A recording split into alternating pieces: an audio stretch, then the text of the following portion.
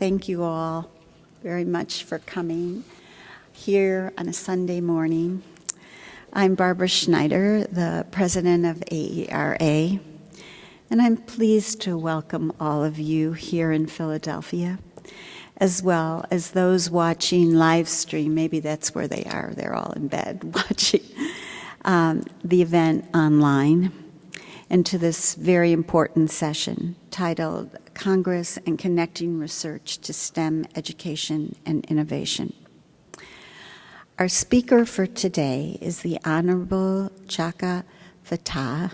Congressman Fattah is a senior member of the House Appropriations Committee and ranking member on the Subcommittee of Commerce, Justice, Science, and Related Agencies. The subcommittee alone oversees close to $51 billion in discretionary spending, including NASA, NOAA, and the National Science Foundation. Congressman Fattah is also chair of the Congressional Urban Caucus, a bipartisan group of members representing America's metropolitan centers.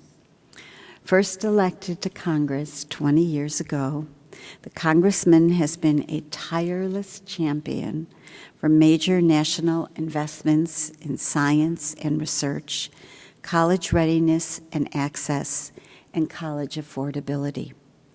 Among his many initiatives and legislative accomplishments that are aimed at creating a better future for Philadelphians and all Americans are the Fattah Neuroscience Initiative, the American Opportunity Tax Credit Act, the American Innovation and Mentorship Agreement, and the Gaining Early Awareness and Readiness for Undergraduate Programs known as Gear Up. The congressman has a profound interest in STEM education and promoting access of underrepresented graduate students studying in these fields. We purposefully sought the congressman for this conference because not only is he committed to many of the issues related to STEM, access, and opportunity, but he is also dedicated to the pursuit of social science research, including education, that can sustain and improve our national well-being and prosperity. Today, we're also fortunate to have two superb national leaders in STEM research to comment on his remarks. First is my dear colleague and friend, Dr. Jacqueline Eccles, Distinguished Professor of Education at the University of California, Irvine. Dr. Eccles is a leading scholar on motivation, interest, and gender parity in STEM. Our second commenter is Dr. Shirley Malcolm, Head of Education and Human Resource Programs at AAAS, who works to improve the quality and increase access to education and careers in STEM fields, and especially women in science and technology. An ecological scientist, she currently is a trustee of Caltech and a regent of Morgan State University. Well, I'm really pleased to introduce and have our honorable congressman come up and give his remarks. Thank you again for coming. We're really very appreciative. Well, let me thank you for that very charitable introduction. It is a great pleasure for me to welcome this conference to Philadelphia and to thank you for choosing my hometown as the place for your annual meeting. There could not be a more important, I think, subject for this morning's discussion than the question of STEM education. And the way I think about this is that the World Economic Forum said when describing the American economy that it was an innovation-driven economy. And if that's so, then STEM education is the equivalency of stem cells for our innovation ecosystem. That is the critical, indispensable issue for our country going forward as we compete in this world is that we have to develop more young people in engineering and science, and that STEM education is the critical pathway. So as I have done the work that I'm engaged in Congress, I've visited our national labs, I've spent time at our national weather headquarters, and I was on the floor of mission control when the Mars rover landed after 8.5 months of its travels to the surface of Mars. It is a fact that we have, as a nation, been at the very forefront, the absolute world leader in technology and innovation for a very long time. But this lead in the world that used to be absolute, I would argue this morning, is clearly a relative lead. That is to say that we're still way out front, but there are others who are working very hard to compete with us. And if we're going to compete as a nation against billion-plus populated countries like China and India over the next century, we're going to have to make sure that young people in a country of some 300 million, that our young people are given every opportunity to develop their talents fully. And we need the percentage of them, which is a small percent, that go into STEM-related fields. We need them to get extraordinary access to the very best education possible, because even though only about 4% of our nation's workforce are in science and engineers, they represent a very significant part of our gross domestic product. So the key for us, and whether it's at Caltech or at University of Penn in our engineering programs or anywhere around, is to see the great education that's taking place. One of the things that is challenging, however, is that most of the young people who are pursuing terminal degrees in the hard sciences are not now American citizens, even though they may be at American universities, nor do many of them plan to stay in America. So where 50 years ago, the best minds in the world found their way to, and when they could, to American universities, many of them made America their home. So you see a very significant percentage of our Fortune 500 companies were started by immigrants to our country. But today, the truth is that, first of all, America is not the only place where you can do real science, that there are investments being made in places around the world. So, I can talk to a postdoctorate student from Boston University who has just come back from CERN, where the best work that can be done in physics is being done there, and because of the investments that have been made. Our country has retreated to some degree in the hard sciences in terms of investments, but we are trying to reverse that. And there's a debate going on in the Congress around how much we need to invest in basic research, how much we need to invest in rather social science. There's some effort that I don't believe is going to become the law of the land, but the first act, which would have us recede significantly in this respect. But we as Americans have to think about what our role in the world is going to be going forward, not just have a rose-colored glasses on looking in the back view mirror about what role America has played. But if we're going to play a leading role in the world going forward, we have to make these investments now. And the most critical investments are in the field of educating future generations of scientists, engineers, and innovators. STEM is where this is the most relevant area where we can seed this future ecosystem. And, you know, when you see Elon Musk, I was visited SpaceX out in California, and they're making the SpaceX rockets. You see the passion in these young people's eyes. It's great, but we need to do even more. And it can't be, you know, just a question of how much we can do on an incremental basis, but we have to think in non-incremental ways. One of the reasons why I launched this brain research initiative is that I think that we need to try to make even gigantic strides in understanding cognitive sciences so that we can do more in the field of teaching and learning in terms of the transfer of knowledge.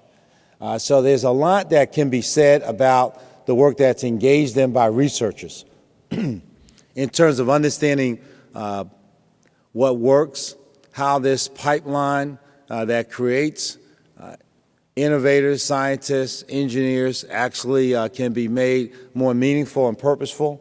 So as we see, you know, programs like FIRST Robotics, we've now created a partnership between FIRST Robotics and the Boys and Girls Club of America, where we take some 4 million young people and introduce them to first-rate robotics training opportunities and competitive opportunities. And I say this, you know, knowing that what Dean Kamen says, well, you know, only young people we don't need in this program is the young people we don't want to be, you know, engineers. Well, the truth is that our country needs to produce more engineers, not less, and so we need to be finding more ways to introduce young people to this field. Almost the entire growth on the doctoral side in these fields are because of the growth of women who are graduating, and we need to find and invest more in the development of girls and young women as future scientists. This is an area that I've worked with the National Science Foundation on, and there's so much more that we can do. So in terms of education research, you're where the rubber meets the road. You really represent those who will lay the foundation for a guidepost about how we should make the investments we need to make as a country so that we can produce the future leaders in STEM-related fields. And so I want to thank you for coming. I look forward to sharing for a period of time with my colleagues here on the panel. And I want to thank the President again for that very kind introduction. As we think about America and the shaping impulse of our country going forward, at the heart of it is developing those who will lead in STEM-related fields. I am convinced of this, and that should be based, our investments as a country need to be based strongly in the evidence, in the data, that shows where those investments can best pay off for our country. And then we should understand that our greatness can't be purchased on the cheap. That we do need to make the investments as a nation, and those who suggest that somehow America's leadership can be, you know, somehow purchased for free, don't have a clear history of our country. That the strides we have made, we've made because we've made sacrifices, and we're going to have to do that in preparation of future generations, and we can do that most importantly in the field of STEM education. So thank you, and welcome again to Philadelphia. And now we'll hear from Hbcus, Professor of Education at the University of California at Irvine.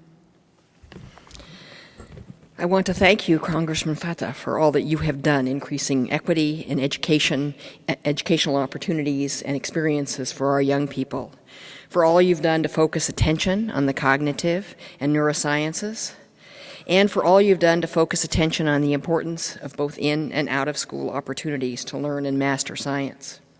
I can only imagine how difficult it must be now to get Congress to collaborate on initiatives to support these goals. And I applaud your tireless efforts in those areas and offer whatever help I and my colleagues can give you. I'd like to use my time today to highlight some of what you've said and to highlight again the importance, as you noted, of high-quality science instruction for all of America's youth. As I look at the quality of science support systems in many schools in this country, and as I look at the general level of science illiteracy in conversations amongst adults at all levels of settings, including the mass media and school boards, I have to say I'm often appalled.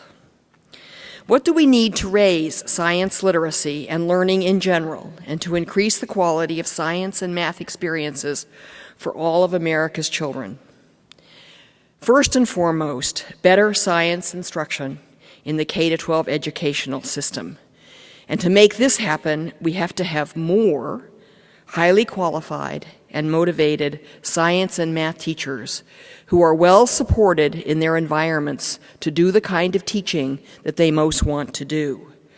We need to have teachers who know science and who know how to teach science effectively to all types of students, who know how to motivate all types of students to be interested in mastering science and math, who know how to help all types of students at least seriously consider going into STEM professions before deciding that they would like to pursue such fields or not, who can encourage, and teachers who can encourage those who want to seek out such professions to do so. We need more support for teachers so that they can do the jobs that they would like to do. I sometimes worry, however, that in the focus that we make on recruiting people into the science occupations, we forget that science teachers are part of the science workforce. We encourage them to think about going on into other aspects of science, and I think therefore lose many of the people who would be most interested and could be most dynamic science teachers from going into the science field and instead going into the more technical fields themselves. I think we need to find a better way for science teachers to be both scientists and teachers of science so that we can recruit the very best science minds in the country into teaching as well as into other fields. I was at a symposium yesterday on what we know about the STEM pipeline. The papers made the following points. Many underrepresented students, particularly of color, and particularly, female if they're white, male if they're of color, leave high school and enter college wanting to enter the STEM fields. But these students, particularly the students of color, are more likely to drop out of the STEM fields and college more generally than their white peers once they arrive there and begin taking the courses. Their dropping out is best predicted by their mastery of science and math during their high school years. So it doesn't look like it's what happens in college that makes them leave, but what didn't happen when they were in K-12. Similarly, gender differences in the entry into STEM fields are best predicted by career aspirations in the 9th grade. Both females and U.S. students of color in general are less likely to aspire to many STEM occupations than their white male peers and foreign students more generally, as you noted. These findings point to the critical importance of the opportunities to learn science in the K-12 schools in a manner that both prepares students for the rigors of a college STEM major and gets them interested in pursuing STEM majors and professions long before their junior and senior high school years. Reaching these goals requires greater investments in research on teaching science and math in both a rigorous and motivating manner. Research on training teachers to engage the best practices identified by such research. Providing K-12 teachers with the physical and psychological enabling supports they need to employ these characteristics, these training techniques that they have learned enthusiastically. Creating and then supporting rigorous and motivating opportunities to engage with and learn science and math and technology in out-of-school, community-based programs. which involves greater investments in recruiting and training of great facilitators and teachers in the engagement in and mastery of science, math, and technology in all settings. I want to applaud you, Congressman Fattah, for your efforts in helping us reach these goals at all levels. I want to end by encouraging you to keep up the good fight on our behalf in Congress, and I want to offer you my help, as well as the help of my colleagues, my students, and my former students. Thank you for all you do for us. Our next speaker is Shirley Malcolm from AAAS.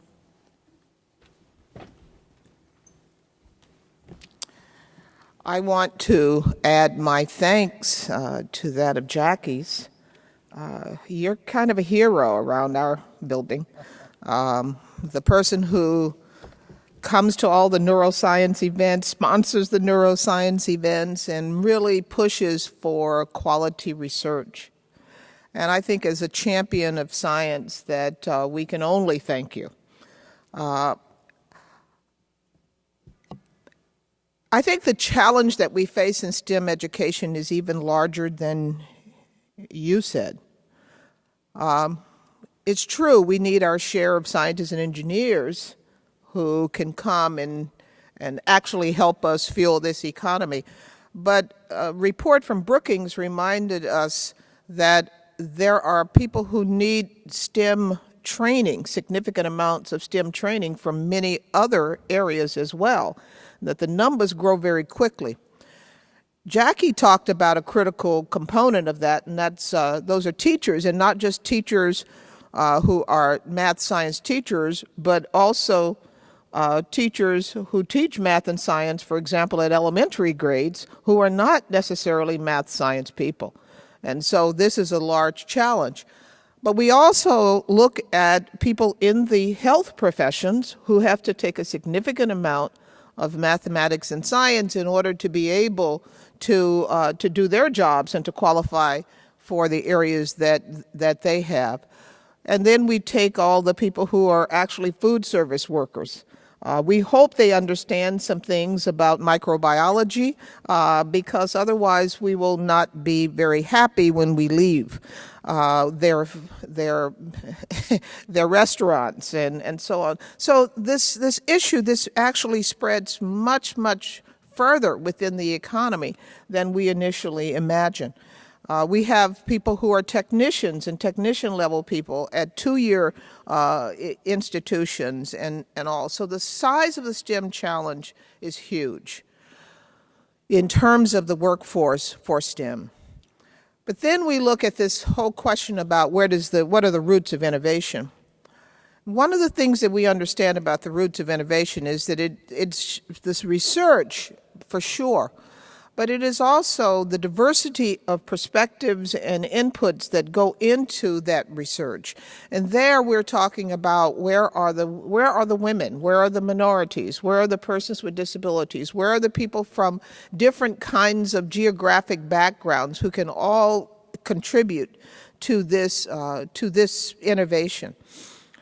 One of the things that I have always been amazed about with regard to the Congress is that the thinking that what we are doing is spending.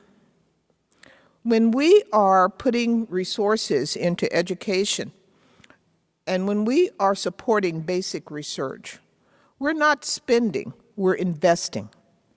The payoff is down the road, and the payoff is often a lot larger than the initial resources that were basically put into it. As a matter of fact, Bob Solow, Nobel Prize-winning economist, says to us that half of the growth within the economy basically comes from the roots of our investment in basic research. And so somehow the frame basically needs to change in the way that we think about this, and so that we don't have to argue, as it were, for every nickel that has to go into these fields, because the payoff is really much larger in the long run. I think that the this question of how much other countries are investing is one that we really haven't gotten a hold of. We just don't see that many areas such as China and Korea and in the European Union are making huge investments because they see the opportunities to move into the space that we have actually dominated for so long. I would contend that our higher education is among the best in the world and that many people beat a path to our door. But in many cases, they beat a path away from our door with their degrees because the opportunities for research, for supportive research start to tail off here in the U.S. So there are a number of questions I think that AERA and its members can help answer, and I hope that there are things that can help you make the case a lot better, because I know you do use the research. And so I will just note a few of those. What can we do, for example, to close this so-called opportunity gap that ends up showing us very different performance with regard to minority students compared with white students? What can we do to use technology in education and be able to make a fundamental leap with regard to helping to close that gap? What can we do to better bring women into fields such as computer science?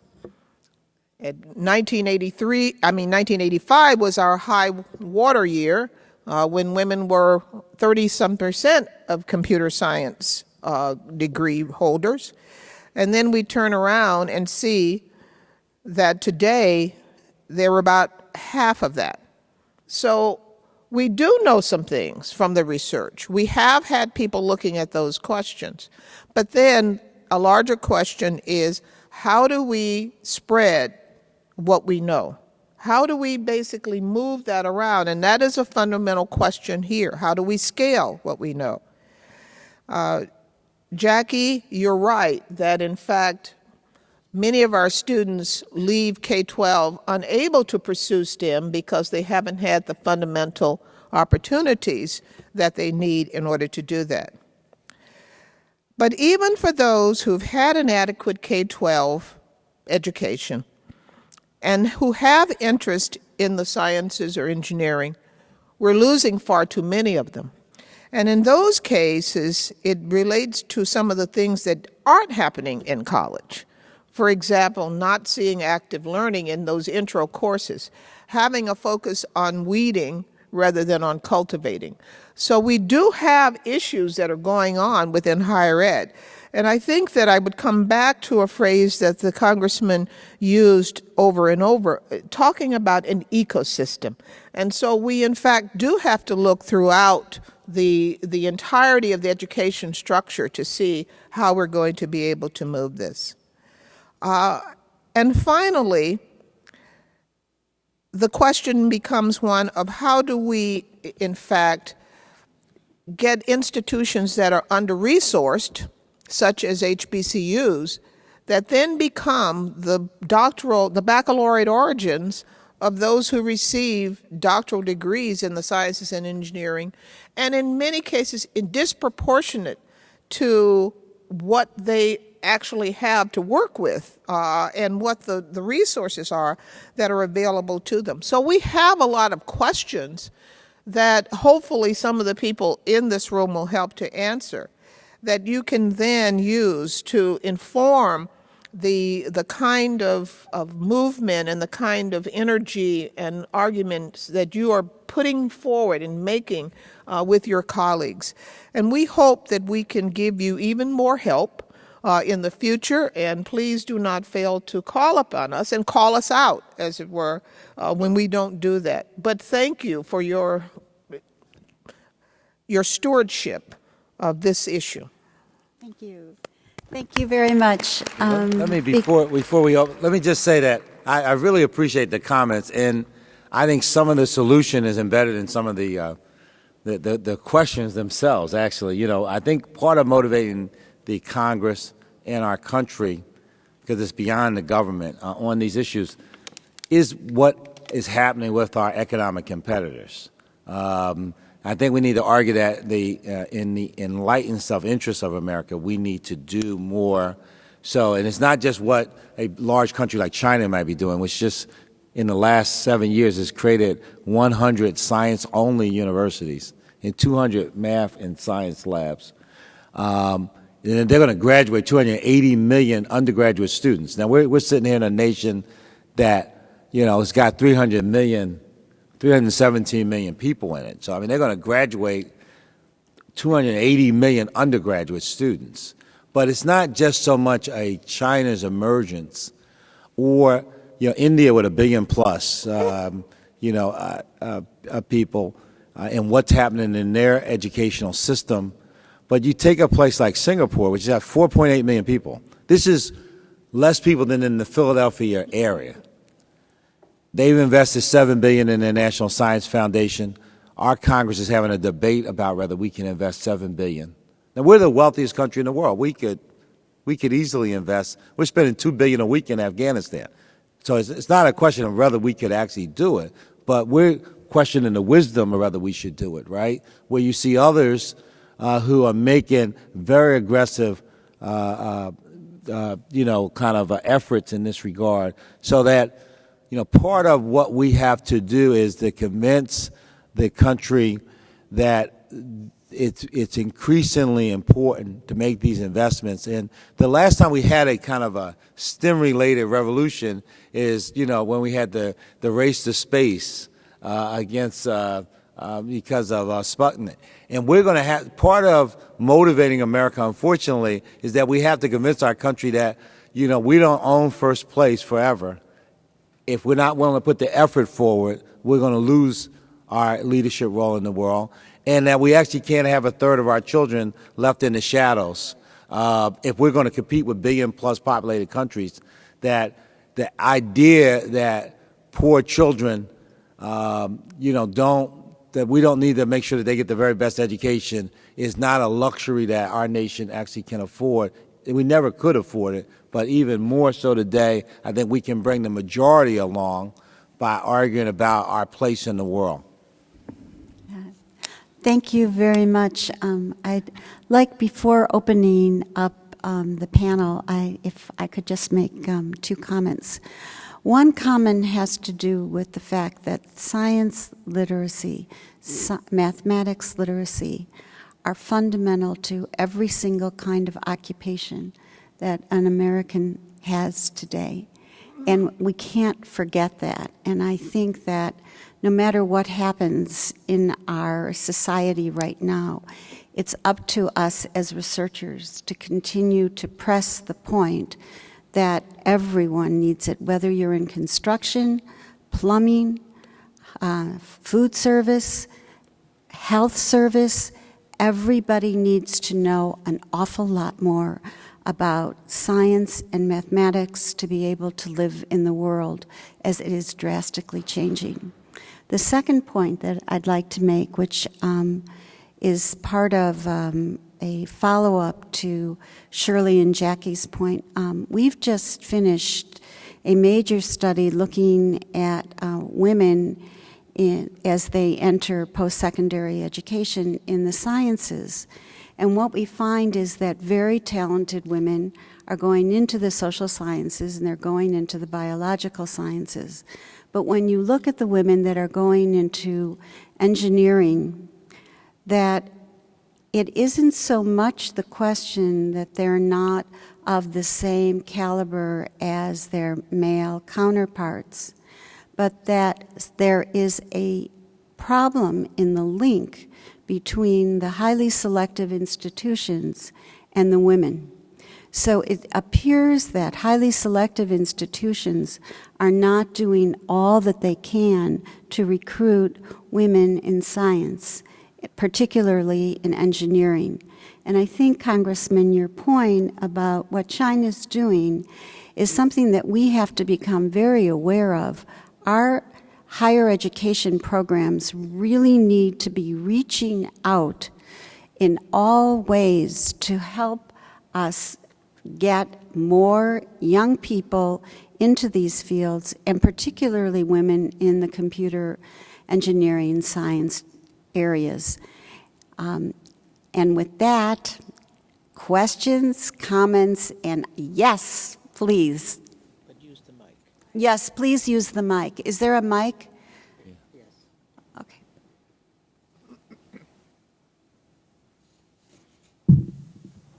Hi, thank you for this panel. My name is Jean Griffin. I'm an engineer and a computer scientist, and I had a career in special effects, which was really awesome and very cool, and then I decided I wanted to teach high school.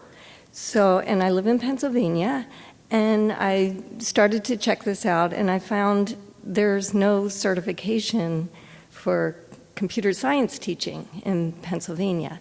Some other states have it, but Pennsylvania doesn't. So I thought, well, maybe I'll get certified in math and teach computer science anyway. And then I found out that there are very few computer science courses that are even taught in high schools in Pennsylvania. And where they are, it's just because a principal happened to think it was important, or there happened to be a teacher that was available. So it's not a stable career path in Pennsylvania. So I just wanted to make two very, two legislative changes that can make a profound difference in our state. Would be one, to have to follow the lead of many other states and have computer science count as a graduation requirement, either as math or science or both. So in Texas, computer science counts as a math. In Georgia, it counts as science. In other states, it counts for one or the other. In Pennsylvania, it counts as neither. And the other would be to have a certification for high school computer science teachers. And I know there are many institutions, Temple, Drexel, Penn, Carnegie Mellon, Penn State. We would love to work with people in Harrisburg. In fact, we've gone up to Harrisburg and said we're all willing to work together to help create a certification for computer science teachers. It hasn't happened in Pennsylvania yet, although it has happened in many other states. So I want to leave my card, and I would like to help as much as possible. Well, please leave your card. This speaks to a broader problem. I mean, Education Trust, West, for instance, did a survey of teachers in minority schools in California. 45,000 teachers teaching outside of majors and minors in the core subject matters, right? So in most of our middle schools, we don't have any certification whatsoever for science or anything else. You just have so a lot of young people are presented with teachers who may actually care about them, may love them, but don't have core content knowledge in the subjects. And then you have a misalignment of the content, which is why I'm a big proponent of Common Core.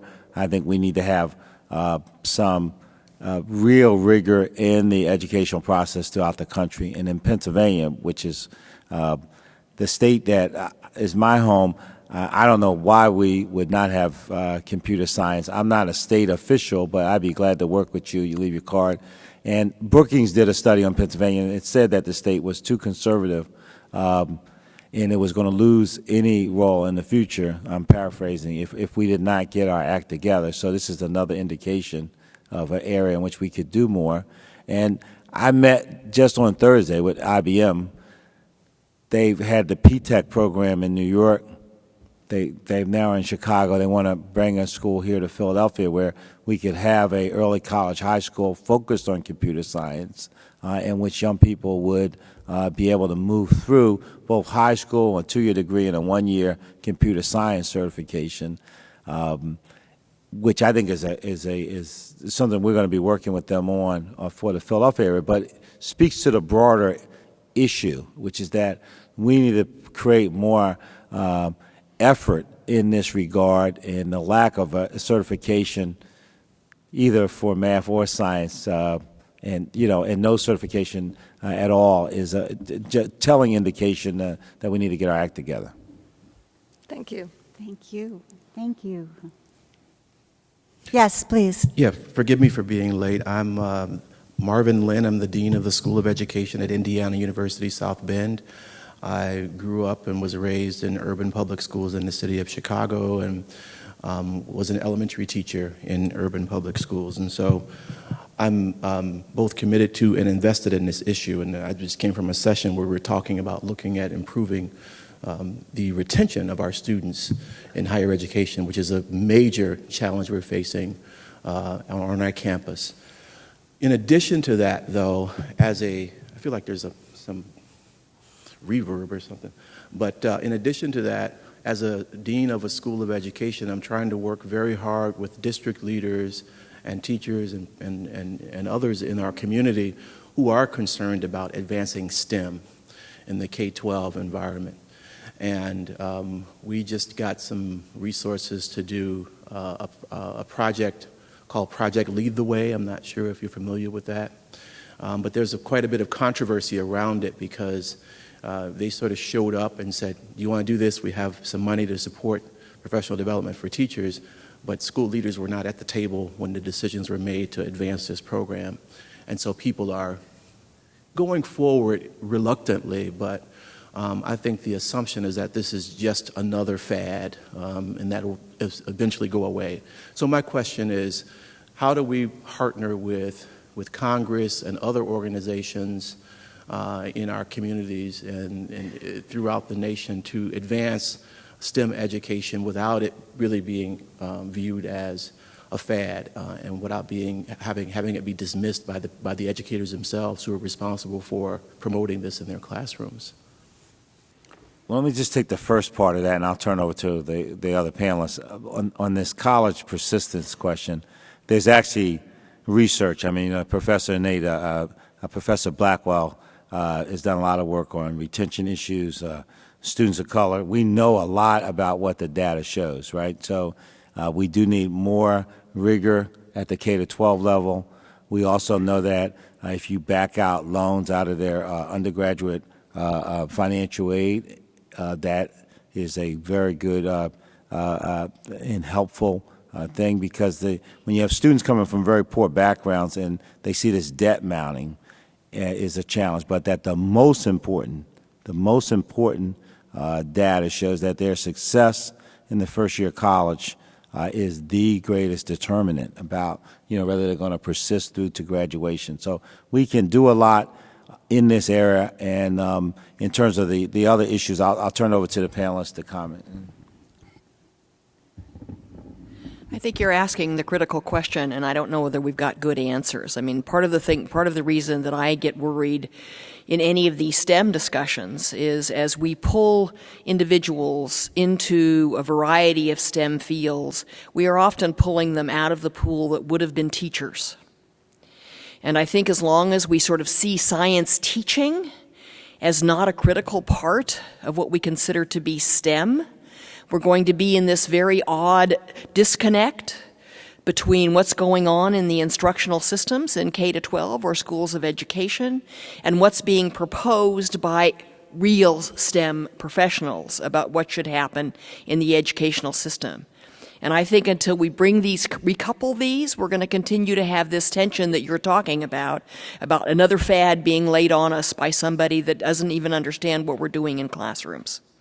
So I think we have to work to get together to make this discussion about STEM education, in the K-12 in particular, to be much more a joint dialogue between the STEM teaching profession and the STEM non-teaching or technical fields.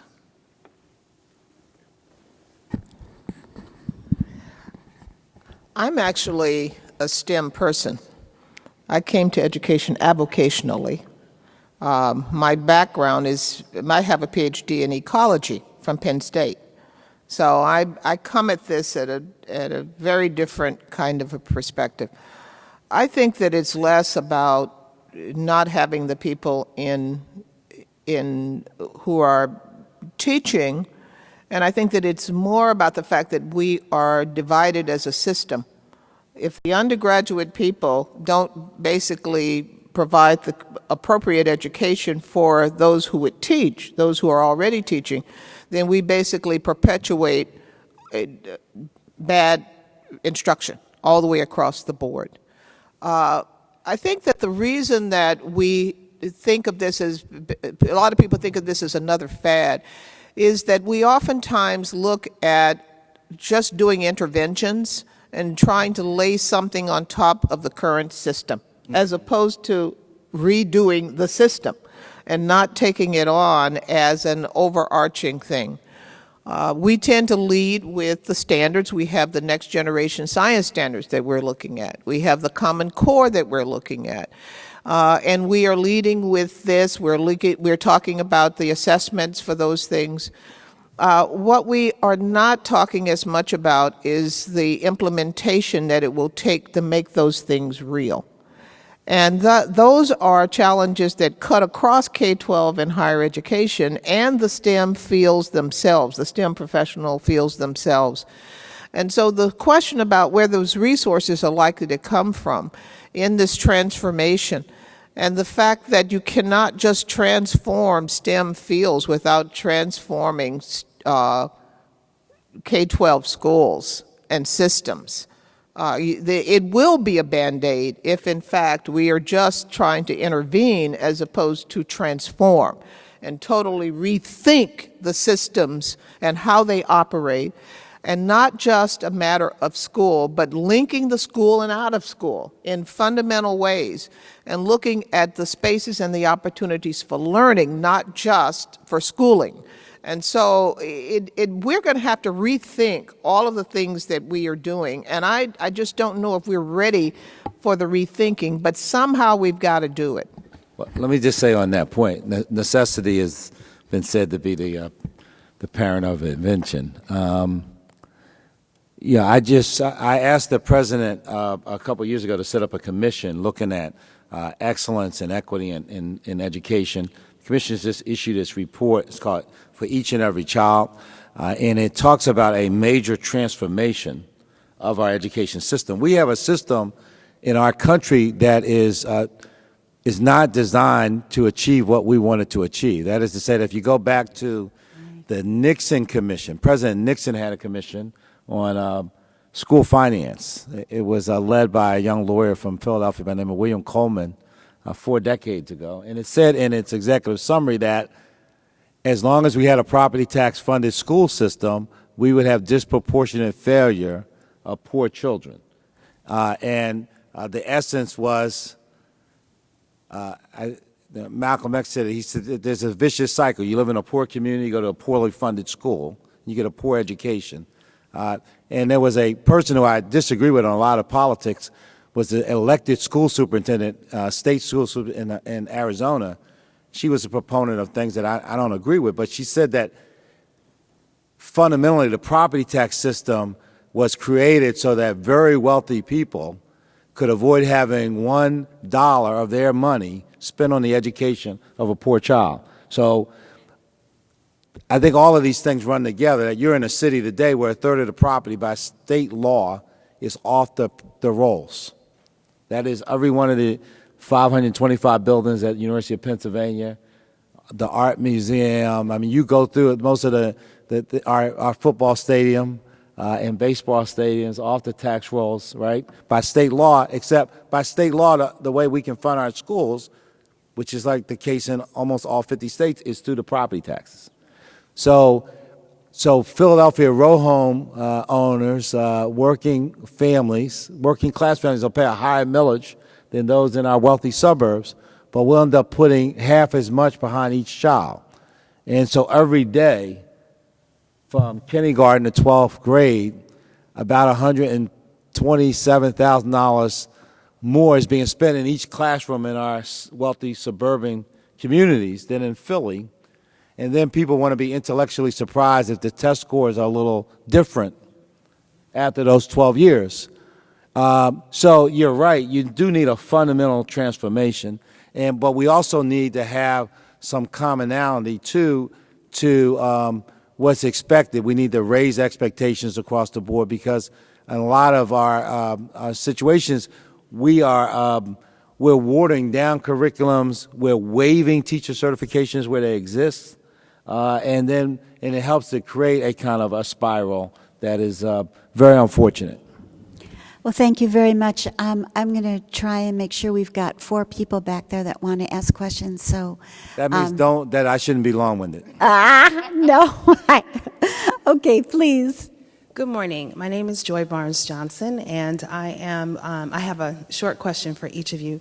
Dr. Malcolm, it's wonderful to see you again, and I want to speak to the crisis of science education in HBCUs because, yes, they prepare more science, technology, engineering, and math undergraduates than probably any other proportionately for their small size.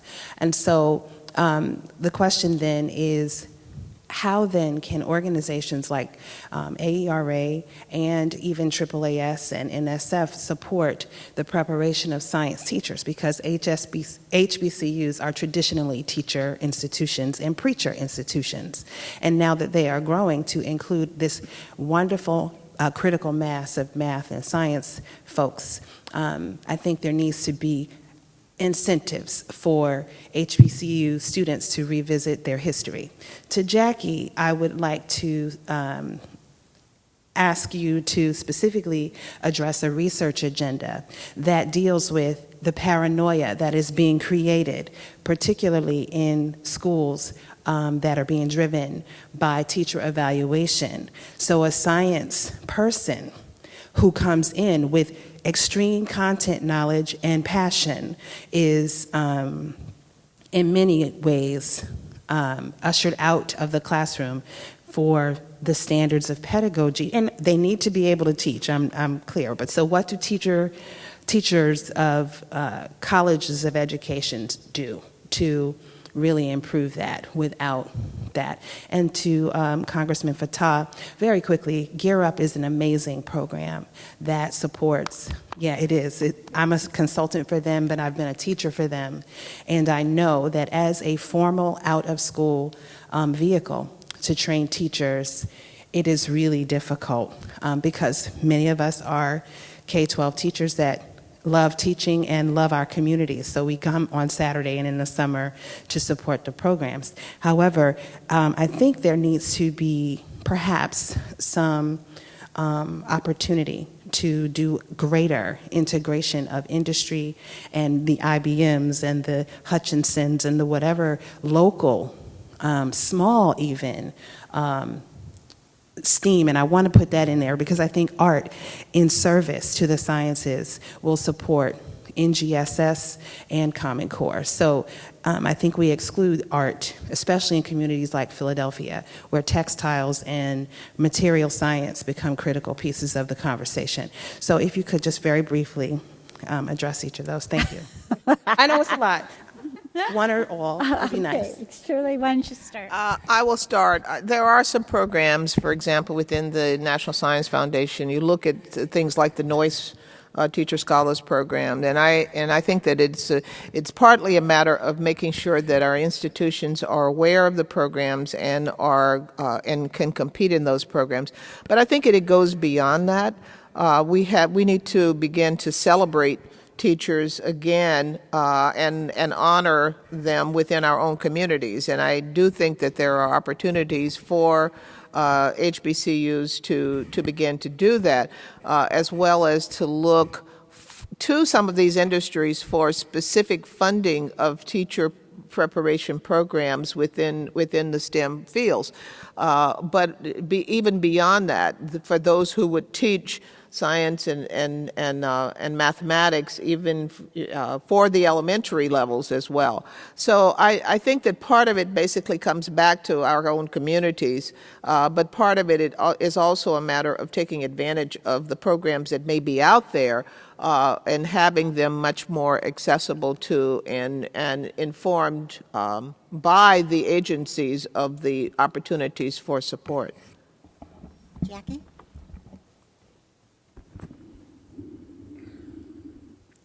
I'm not exactly sure how to answer your question.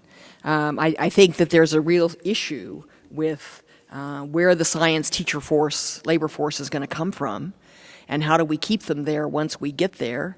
And certainly, as you're saying, there's a tremendous tension that emerges around the testing assessment procedures that make it a less hospitable environment for people to either aspire to go into or to stay into once they're there.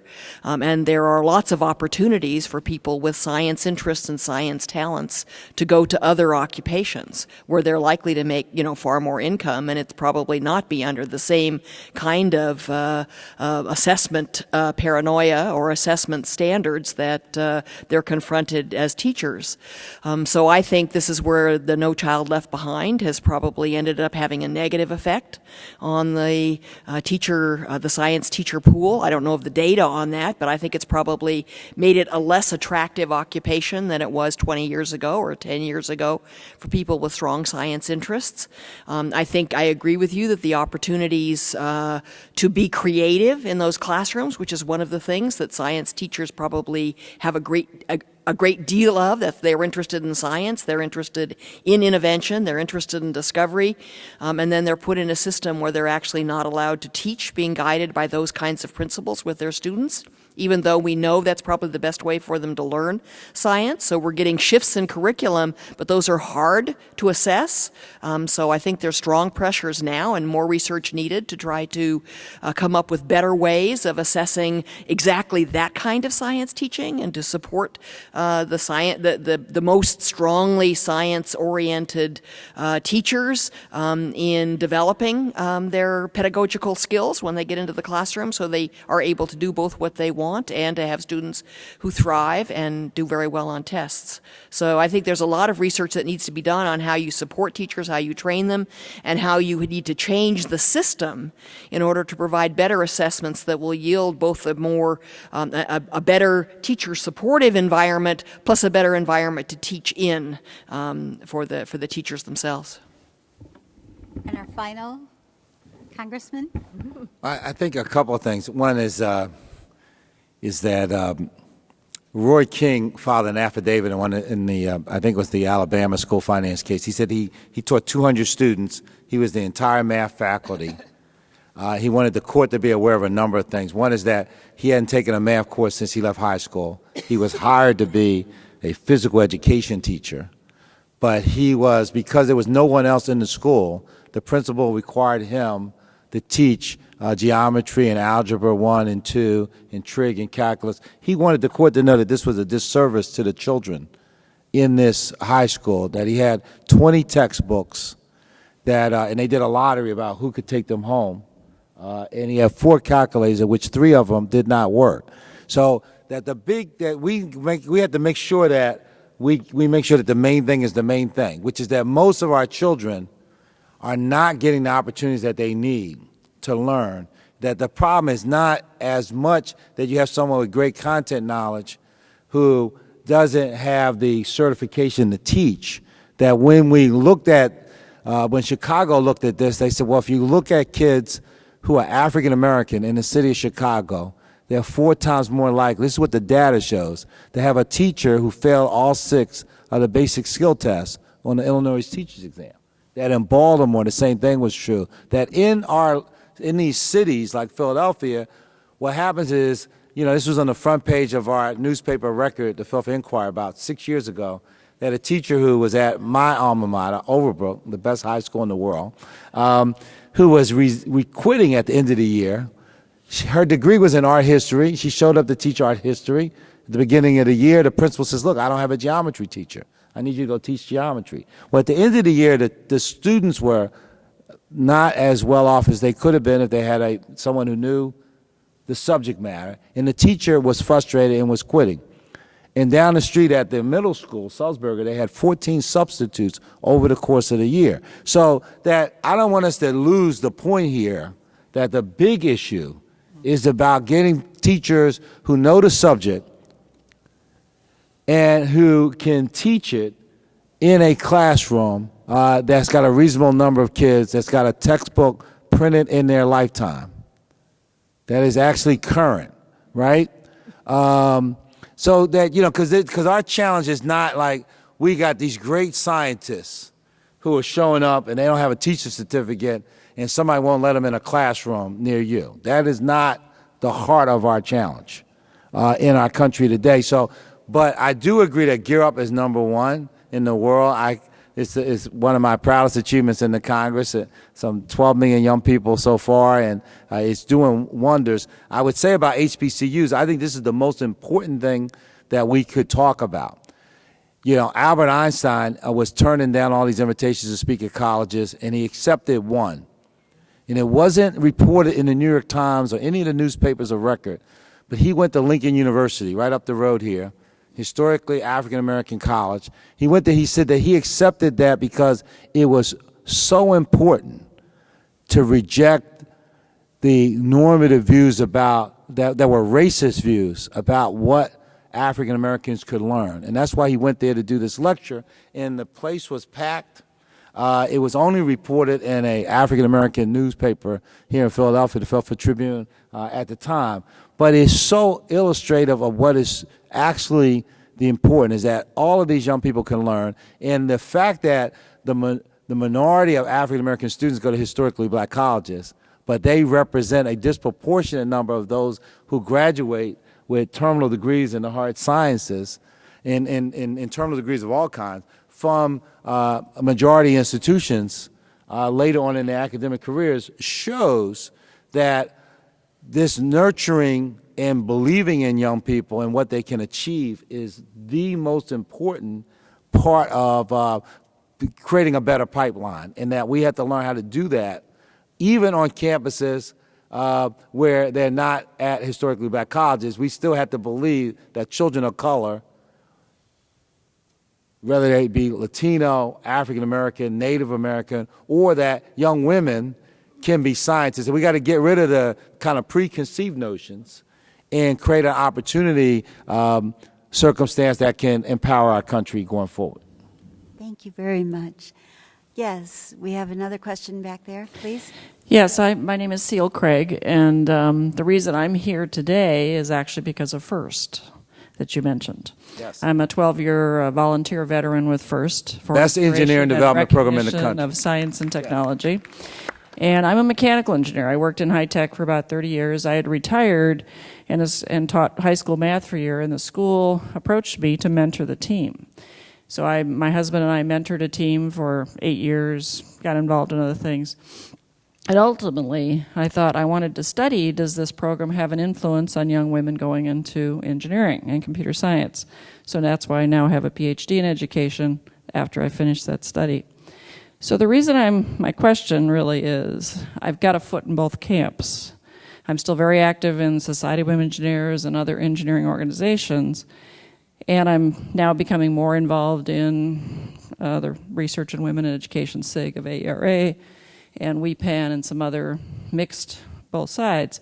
My question is, where is my best service in my declining years? Where's my best service? Is it in the engineering realm, where I continue to speak to education, getting involved with young people, after school programs, potentially taking a year to teach or something? Or is it in the AERA side to say, here's how to connect with the engineering and computer science side? So what can we do to, a broader question maybe is better, is what can we do to synergize across both camps? I won't call them sides, but areas, the engineering computer science side and the education side, to better work on these questions you've been talking about. Well, I was out at the K-20 Center at University of Oklahoma. It's funded by Gear Up, and it's developing some of these games that our young people play. I don't know if you're familiar with, Second Life and all this stuff. And it was embedding in these new games that were designed to get young people focused on STEM education and careers in STEM and so on. And it was fascinating that, they were showing that for the young boys, there were certain things in the game that would motivate them. For young women, there were other things in the game that would motivate them to go in certain directions. And using gaming as a way, in gaming technology, to get our young people to head in the right direction. So the first thing is that I don't think I think Nesbitt wrote in his book Megatrends, we've moved from an either-or society to a multiple choice. I think you should do a little bit of all of that plus some. And so you don't have to choose, okay? And what I know from neuroscience is that the more you do, the better off you're going to be. So doing less is not a great idea. And even I get gray hairs, I do more and more, and I think everybody should.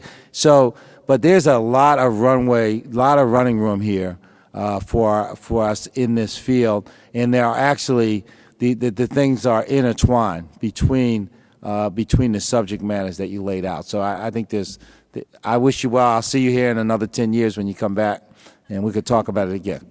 Thank you. Thank you very much, and thank you. I'd like to be able to at least get these last two questions in, if possible. We only have a few more minutes, please. I'm Michele Zimmerman from Seattle, Washington. I got my PhD in Learning Sciences and Human Development, and I made the choice to go back and teach in the middle school because I saw the importance of the research being in practice directly. I got kind of kickback from some of the research community thinking it was a waste of my mind to work with kids. And I liked the comment they just made about doing multiple things. That's why I'm still at AERA, still doing research on the side while I'm teaching full-time, and then also on the Professional Education Advisory Board at University of Washington. I heard the comments about universities needing to recruit more, and I know University of Washington is making active efforts in recruiting in those ways. But I also hear about textbooks being separate science, separate math, and we're talking about STEM integrating. Part of the challenge that I'm hearing about recruitment is that a lot of educators are saying, I only want to teach this subject, or I only teach the humanities, or I only teach the sciences. And there are still separate programs for teacher education, and I'm wondering if any of you are familiar or know of any research or programs that have done teacher education in a way that really reinforces STEM, so maybe someone in art can see the observation and design process that you would do in even game design, like you were speaking of. I've been doing research with gaming in the classroom also. I don't know if there's anything like that to kind of remove some of the fear for people in the arts to get in the sciences, some of the people in the humanities and math, and so that when you do have that dearth in teaching opportunities, that someone doesn't come in going, I'm not prepared for this, I'm an art teacher, that they have background in both, or the idea of collaborating.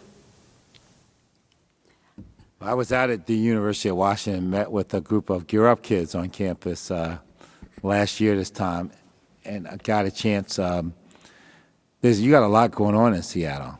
Yeah. Between Paul Allen and the iLab, we're doing some amazing work about early childhood education and pediatric brain development. The Gear Up program is phenomenal, and I also got a chance to go out to the Boeing. Saw some 40,000 people working under one roof, putting together the Dreamliner, so making STEM a reality in people's paychecks. But I think that it's wonderful that you are teaching middle school students. I think this is where the action is, and the ability to think about these subjects more holistically, I think, is the kind of new thinking we need to bring to education. It is not, math over here, science over here. We need to intertwine these subjects in ways that draw kids' interests. And make it practical. This is what FIRST is all about. When they take hundreds of thousands of young people across the country and engage them in, here's what you got to do. You got to build this robot. You got to do it under a $5,000 budget, and it's got to be able to do, these are the requirements, right? And then when you see these kids show up at the World Championships in St. Louis, there are tens of thousands of them in the stadium. They're all cheering. They're back in the pit with their robots. And what this done for young women in terms of engineering is amazing. And it's both in schools and out of school. And I think that's a good example in which when they build these robots, they have to bring math to it. They have to bring all these different subjects to this exercise. And it's practical. So I do think that there should be more of this in education, and we need to get some of the old ways of kids sit down and be still and be quiet. That's not the way that our young people are going to learn. We need to engage them. Thank you very much. There's been a gentleman back there who's been extraordinarily patient. This will be our last question. We are out of time, but I did want to give you an opportunity. Thank you very much. And frankly, I really don't know where to start because I completely agree how STEM education is basically a wreck. So I'll just tell a little bit about who I am. I understand that I am a white male. I'm from Connecticut. I wanted to go to school for theater. My mom asked me to take a semester of science. I double majored in chemistry and molecular bio. Then I went to Penn State where I got my PhD in protein chemistry, electrochemistry, enzymology. Then I went to Yale and I took a postdoc in pharmacology where I designed anti-cancer drugs. I'm currently still at Yale and I look for medicine from the environment through research-based classrooms. And in my free time, I run a nonprofit called OSTEM, Out in Science, Technology, Engineering, and Mathematics. As far as I know, we are the only space in the country that services lesbian, gay, bisexual, transgender students in the STEM fields. And there's no data on our population. So that's who I am. And I just wanted to offer that I think the problem starts with the peer review system, because that's how we value research in this country.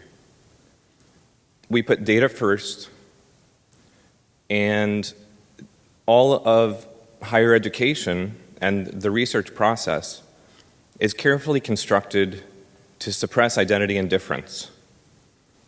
And essentially, it's a popularity contest as to how much you bring to the table in terms of your data and your research. The tenure process, your publications, if it's too different, it doesn't get through the system. And so I think it's important that we figure out who we have to talk to meet with, to elevate the importance of the broader impacts, because I think incorporating broader impacts as a caveat in grants is an easy way to misplace what we actually need to value. Because essentially, we've uncoupled teaching and mentoring from research because of the way the peer review systems are designed. The other thing that I wanted to offer is, I think it's kind of surprising that there hasn't been a unilateral effort to bring technology support to faculty across the country. The pressures they have with funding and tenure, they're not going to take the time to bring in computer scientists into their laboratories to make their data available to you as educators. And so essentially, I think the problem exists again in the peer review system, because the people who have the highest, maybe I'll say the most cutting edge research, will not be focused on getting it to you to get to your K through 12 students. And so I think we need to figure out how to modify how we value the peer review system and how the highest faculty are evaluated in what they do. Thank you. Thank you very much, and thank you very much for your comments about peer review. I'm so sorry to tell everybody that we really are out of time and people from the next session are starting to file in.